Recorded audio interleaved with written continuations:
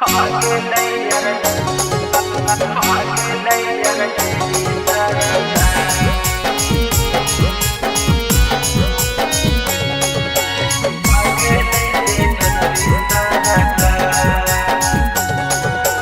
अब की हर तरफ से बदलत बिहार आगे नैयर जेडी सरकार रे भैया आगे नहीं ललटेले सरकार विरोधिया न बैठी रोते धरी के कपर आगे नैयर जेडी सरकार रे भैया आगे नहीं तेजस्वी सरकार।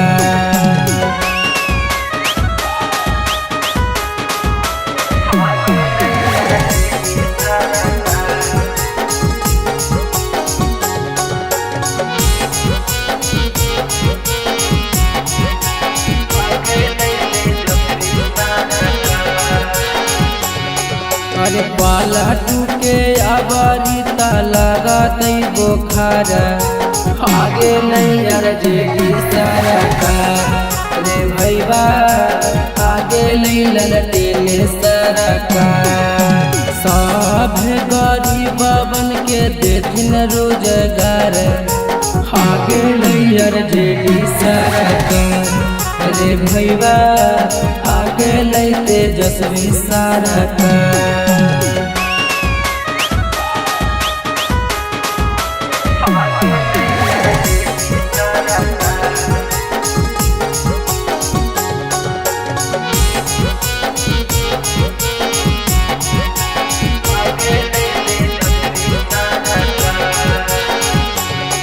हरियाणियन रीते से करा कई प्रचार आगे नैयर जेडी सरकार रे भैया आगे नहीं ललटेले सरकार बदल ले चाचा चाची अपन विचार आगे नैयर जेडी सरकार रे भैया आगे नहीं तेजस्वी सरकार।